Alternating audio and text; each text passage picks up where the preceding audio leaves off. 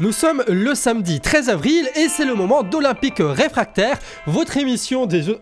oh putain, ça va être compliqué. Votre émission des Jeux Olympiques et Paralympiques de Paris avec en guest dans cette vidéo un bon rhume. Voilà, le bon rhume du printemps, on aime ça. On va commencer avec un petit quiz traditionnel. Quels athlètes devront être sous la bannière neutre pour les JO 2024? A. Les Russes qui ont un état qui multiplie les crimes de guerre en Ukraine. B. Les Anglais par rapport à l'invention de la jelly et tout ce qu'ils ont mangé pendant des siècles qui sont des crimes culinaires, on rappelle. C'est les Israéliens dont l'État organise une tentative de génocide contre les Palestiniens. Ou 4. Les Bretons, sachant que quoi que vous fassiez les gars, on ramènera quoi qu'il arrive notre drapeau. Réponse évidemment en fin de vidéo. On commence aujourd'hui en parlant d'argent. Les Jeux Olympiques de Paris commencent à coûter cher. En effet, le coût est constamment réévalué et évidemment à la hausse. On approche en ce moment les 9 milliards d'euros tout en faisant en sorte d'évacuer un maximum de dépenses comme l'aréna de la Porte-la-Chapelle ou encore la rénovation du Grand Palais qui ne sont pas comptés dans le budget. Comme la majorité de ce qui est mis en place sur le transport, la santé ou la sécurité qui sera directement ponctionné par les impôts. Que ce soit au niveau local ou que ce soit géré par l'État. 9 milliards ça fait beaucoup mais ce qui est pas beaucoup c'est 2 euros. Si vous donnez tous 2 euros là qui regardez les vidéos,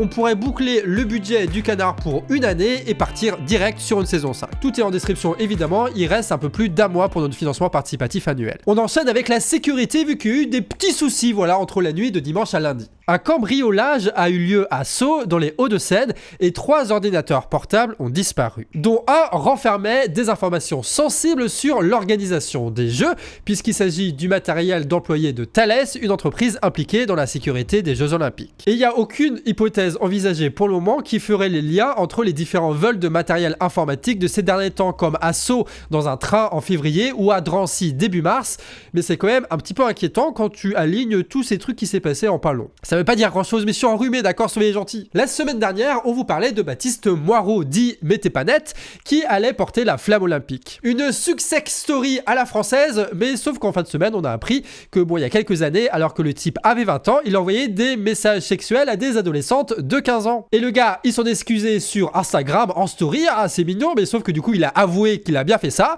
et donc, la flamme lui a été retirée, évidemment. Ce mardi, c'était la cérémonie ancestrale de départ de la flamme olympique. Et vas-y, on va regarder ça. Πάψατε για τη μέλη να μας συντροφεύσει ο Φίβος. D'accord, ok. Et il se passe rien. C'est cringe, voilà, il se passe rien, on s'emmerde. Ah ouais, là tu vois bien le côté populaire, tu vois, vraiment ça c'est typiquement notre culture française, vraiment on fait ça tous les jours. Moi au marché tout à l'heure, je suis venu avec un drap comme ça et j'ai parlé grec, hein. C'est ce qu'on fait en général. Hein. D'accord, voilà. Et donc la télé a diffusé ça, quoi. Ils auraient pu diffuser des reportages incroyables sur la guerre, sur l'écologie, sur plein de trucs, mais non, ils parlent de ça, quoi. C'est super, hein. Et ça, c'est avec vos impôts. Voilà, c'est avec vos impôts. On ferme des hôpitaux, mais on organise ce genre de trucs. C'est pas mal, non? Et ça, c'est vendu comme une cérémonie ancestrale. Et la question qu'il faut se poser, c'est quel ancêtre exactement? Parce que, en fait, quand on regarde bien l'histoire, en fait, c'est des petits moustachus allemands qui étaient habillés en Hugo Boss dans les années 30. Je sais pas si tu te souviens de ça. Parce que oui, en fait, cette cérémonie-là a été mise en place pour les Jeux Olympiques de Berlin en 1936. Hein, parce que vraiment, les nazis, leur délire, c'était la Grèce avec des grandes colonnes et tout. Enfin, c'était vraiment la méta à l'époque. Et du coup, ils adoraient faire ça. Et c'est là d'où vient la tradition qui a été reprise donc de manière ancestrale par l'organisation des Jeux Olympiques de Paris. Après, il y a quand même une cohérence parce que le management, c'est un truc nazi à la base. Ça a été repris par Macron pour gagner l'élection présidentielle. Donc finalement, tout ça se recoupe plutôt bien. Hein. Heureusement, nos athlètes ne s'habillent pas en Hugo Boss, mais en Berluti pour la cérémonie d'ouverture. Et contrairement à leur tenue sportive, ça fait moins effet tube de dentifrice. Voilà, ce qui est déjà ça de gagner. C'est donc dans cette tenue que pourront se trémousser les athlètes en entendant chanter Aya Nakamura qui a confirmé sa participation pour la cérémonie d'ouverture. Alors, ce ne sera pas la seule artiste sur scène à participer à la propagande olympique, mais elle y sera. Et c'est sûrement, là encore, dans une exigence de style qu'a eu lieu l'expulsion manu militari du squat de Vitry-sur-Seine. Ce squat, où tout simplement se trouvaient des bureaux loués à la démolition, était occupé par des personnes exilées sans papier ni logis, et le matin du 17 avril, ces bureaux abritaient 450 personnes et ils ont été attaqués par la police française, les portes défoncées et les gens mis dehors. Les images ont été filmées par Clément Lano et l'événement est évidemment relié aux Jeux Olympiques puisque ça participe à un nettoyage social voulu par l'État français. Encore un clou dans les cercueils des Jeux populaires, Macron, lui, il veut une Île-de-France plaquée or, embourgeoisée comme il faut. Enfin, pas selon le ministère de la Supercherie, Amélie Oudéa-Castéra, qui a encore une fois pris la parole et qui a encore dit n'importe quoi. Se base sur un nombre de titres. Le président de la République, il a la gagne. Il veut des médailles d'or, il veut des titres. Le volume global de médailles, ça au fond, pas tant d'intérêt que ça. C'est important parce que ça représente pour chacun quelque chose d'extrêmement important. À chaque fois qu'on voit un Français sur un podium, on est profondément heureux.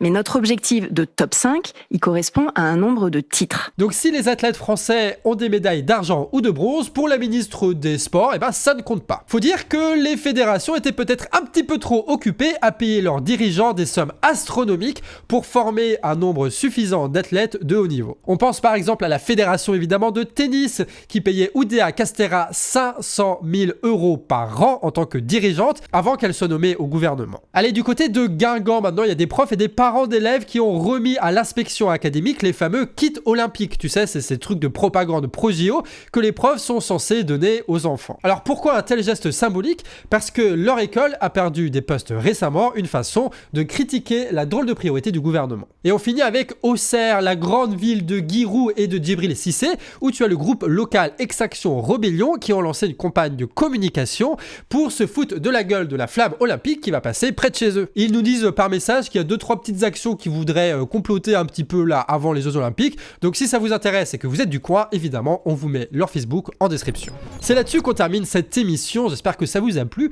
La réponse au quiz, vous l'avez peut-être deviné, c'était la réponse A. C'est les athlètes russes qui devront être sous bannière neutre, ce qui va totalement arrêter la guerre en Ukraine, c'est sûr. Mais du coup, pas du tout les athlètes israéliens. Voilà, eux, ça va, c'est tranquille. Un 2 poids, 2 mesures qui montre bien le caractère politique de ces Jeux Olympiques, pour ceux qui en douteraient encore que ce soit autre chose qu'une opération de propagande. Et si vous voyez passer des actions ou des actus, vous pouvez nous envoyer ça sur actu@lecanardrefractaire.org. Comme ça, c'est un peu vous le placement de produit de ces émissions, c'est un peu stylé. Pour ceux qui suivent le Canard, il y a On crèvera pas au boulot, là vous savez, c'est le collectif là issu un peu des Gilets jaunes qui s'était mobilisé pour la retraite et qui ont fait un visuel modifiable pour tout le monde pour faire des tracts qui est disponible en description. Ce tract là, ça peut être la base pour vos actions, donc n'hésitez pas à aller voir ça. Et petit mot d'excuse aussi parce que hier j'ai dit à la vite que les vieux votaient Macron. Voilà, je m'excuse, j'ai parlé trop vite. Les vieux évidemment ne votent pas Macron, c'est débile de parler de vieux comme de parler de jeunes.